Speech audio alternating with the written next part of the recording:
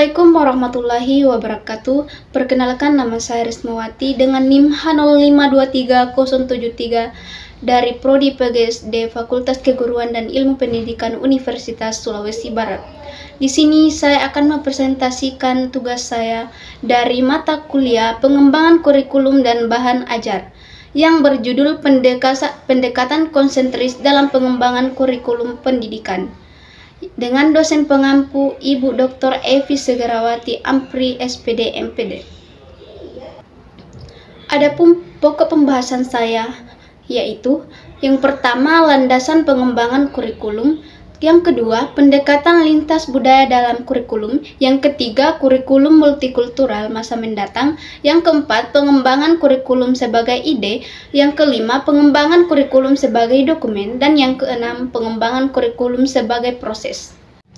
Langsung saja kita masuk kepada materi yang pertama, yaitu landasan pengembangan kurikulum. Nah, kurikulum bagi suatu lembaga pendidikan tidak bisa statis, karena prinsip pengembangan kurikulum harus net and marketable atau menjadi kebutuhan sesuai segmen pasar yang laku dalam dimensi waktu itu.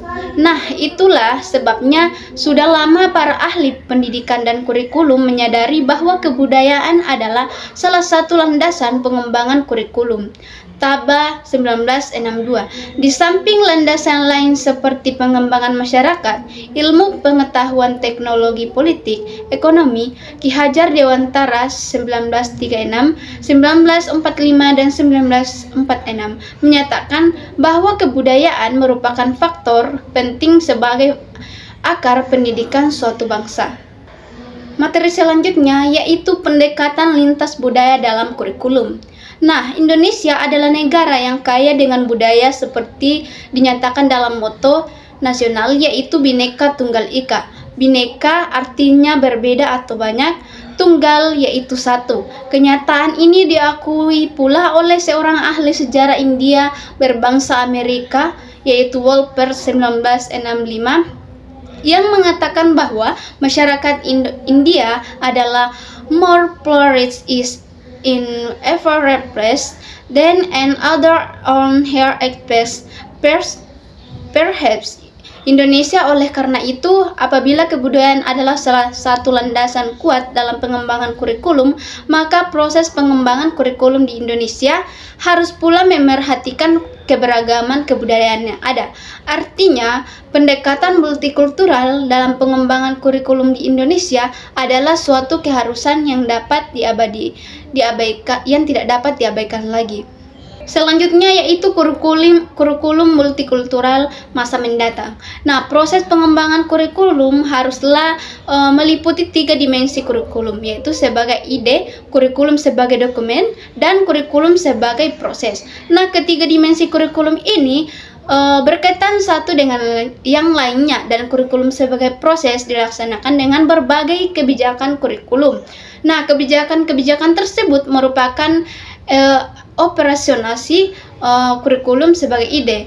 Nah, pengembangan ide berkenaan dengan penentuan filosofis kurikulum, model kurikulum yang digunakan, pendekatan dan teori belajar yang digunakan, pendekatan atau model evaluasi hasil belajar, pengembangan dokumen, dan berkenaan dengan pengembangan kurikulum sebagai dokumen tertulis yang didasarkan pada ide yang sudah ditetapkan sebelumnya. Selanjutnya yaitu pengembangan kurikulum sebagai ide. Nah, pengembangan kurikulum sebagai ide adalah langkah awal dan langkah yang sangat menentukan karakteristik kurikulum di masa mendatang. Apakah yang akan dihasilkan adalah kurikulum multikultural. Nah, kurikulum multikultural ataukah kurikulum yang diberikan secara umum tanpa memerhatikan perbedaan kultural yang ada. Oleh karena itu, pembahasan dan keputusan tentang dimensi ide suatu kurikulum sangat kritikal. Kemudian suatu prinsip yang harus diperhatikan dalam pengembangan kurikulum multikultural adalah ketiadaan keseragaman dalam kurikulum seperti yang terjadi pada sekarang ini. Pada saat sekarang, keseragaman tersebut terlihat pada keseragaman pendekatan kurikulum untuk setiap jenjang pendidikan, yaitu kurikulum pendidikan, disiplin ilmu, adanya nama mata pelajaran seperti IPA, IPS, ataupun program muatan lokal pada jenjang pendidikan. Selanjutnya yaitu pengembangan kurikulum sebagai dokumen. Nah, pengembangan kurikulum sebagai dokumen menyangkut pengembangan berbagai komponen kurikulum seperti tujuan, konten, pengalaman belajar, dan evaluasi. Tujuan adalah kualitas yang diharapkan atau dimiliki siswa yang belajar berdasarkan kurikulum tersebut. Kemudian pengembangan kurikulum multikultural harus terbuka pada berbagai pandangan dan pendekatan perumusan tujuan. Nah, rumusan yang berdasarkan pandangan behaviorisme dan menghendaki rumusan tujuan yang terukur sudah tidak dapat diperhatikan lagi.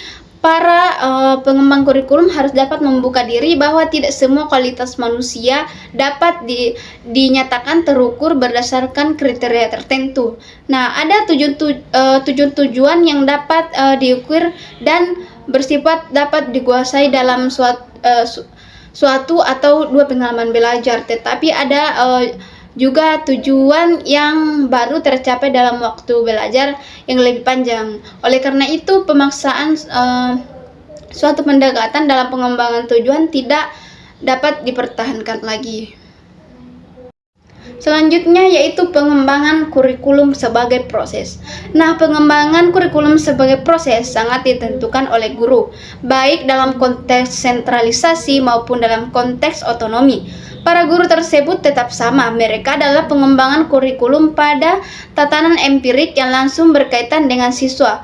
Oleh karena itu, jika kurikulum yang dikembangkan tidak sesuai dengan sebagai dokumen, maka kurikulum sebagai proses bukan lagi kelanjutan dari keduanya. Dalam konteks yang lebih ekstrim, kurikulum sebagai proses dapat merupakan kurikulum yang berbeda sama sekali dengan keduanya. Pengetahuan, pemahaman, dan sikap serta kemauan guru terhadap kurikulum multikultural akan sangat menentukan keberhasilan pelaksanaan kurikulum sebagai proses. Ada 4 hal yang harus diperhatikan guru dalam pengembangan kurikulum sebagai proses, yaitu yang pertama, posisi siswa sebagai subjek dalam belajar. Yang kedua, cara belajar siswa yang ditentukan oleh latar belakang budayanya. Terus yang ketiga itu ada lingkungan budaya mayoritas masyarakat dan pribadi siswa adalah entry behavior kultural siswa. Kemudian yang terakhir yang keempat yaitu lingkungan budaya siswa adalah sumber belajar. Nah, adapun kesimpulan dari materi saya hari ini yaitu kurikulum yang menggunakan pendekatan pengembangan kultural haruslah didasarkan pada prinsip keberagaman budaya menjadi dasar dalam menentukan filsafat, teori, model, dan hubungan sekolah dengan lingkungan sosial budaya setempat. Nah, keberagaman budaya menjadi dasar dan pengembangan berbagai komponen kurikulum seperti tujuan, konten, proses, dan evaluasi.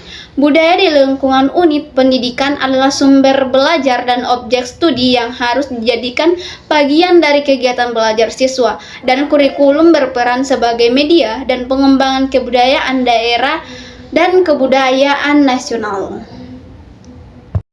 Sekian materi dari saya, semoga bermanfaat. Wassalamualaikum warahmatullahi wabarakatuh.